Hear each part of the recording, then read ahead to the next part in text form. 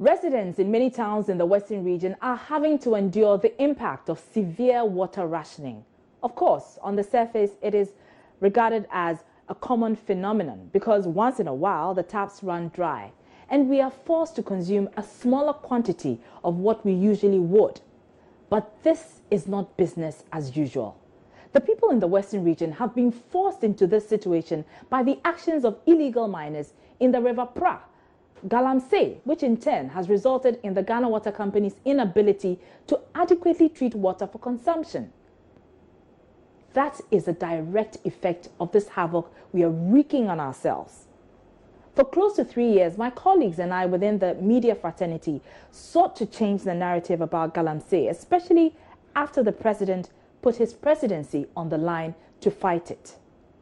I'm prepared to put my presidency on the line on this matter.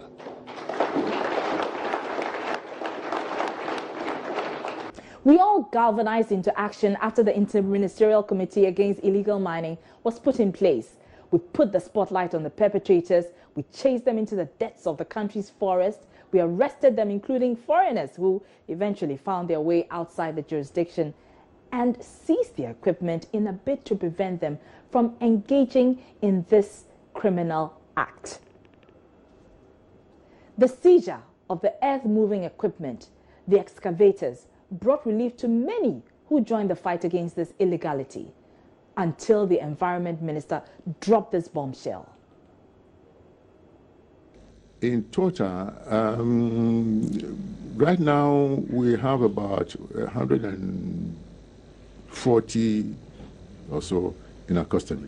We were told that 500 had been seized and given to the district assemblies and so on. Because that was the official figure put out at the time. But later on, when we went out to check, the number was far lower than that. What was the number at the time? I can't tell exactly what, but it was far lower than the 500 that was initially declared. We sent people out there to talk to the district assembly, and we got Vanguard involved, and most of them had disappeared.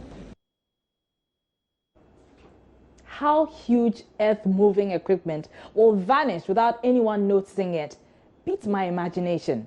Mind you, we're not talking about small vehicles here. Let me emphasize, these are earth-moving machines, which we have come to know went missing in transit. So where did they go? Who was transporting them?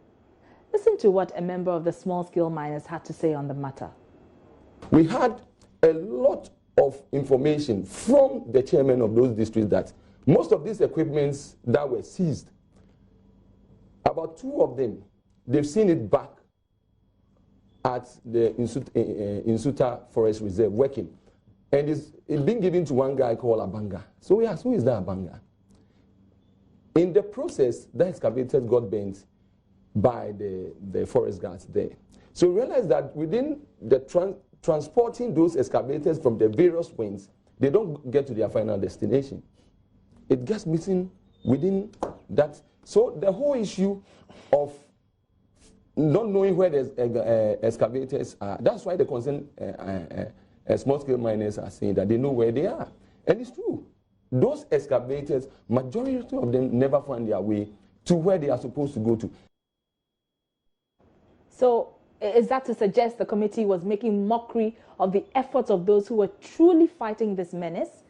Until this matter came to the media and sparked national outrage, no one had been held accountable for these missing excavators. Only after public pressure increased that government had its NPP Central Regional Vice Chairman, Eko Iwuzi, arrested with the promise of retrieving the other machines. We have started retrieving them. So how many have you retrieved so far? I can't give you the exact number, but I can get it for you tomorrow. But you know you're retrieving, but you can tell me how many you've retrieved so far? Yeah, retrieved. Yeah, but if you have, I mean, you should at least tell me at least 1 or 2 and where?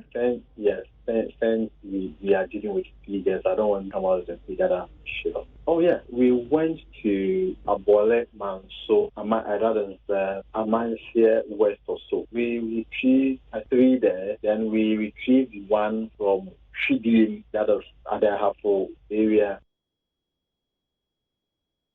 So what was the committee doing all this while?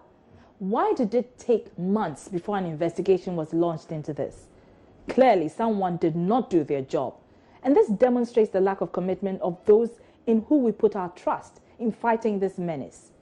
We demand that whoever is complicit, whoever's name has been mentioned, even the top officials in government, be investigated. Punishment must be swift if they are found culpable. There are many who are skeptical that we will see the real culprits actually being punished. It is, after all, an election year. Will the president bow to threats of voting against his party?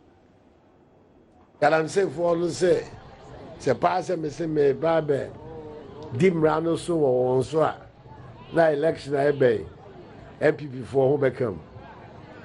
Me dey hear me say me dey Nyankopon aka kire me say e hia say me ba be ye. Anu na hia me. Na me ba be ye nhese ya. Ebe bo ma no nkoso. Anu na hia me. Nya election asem.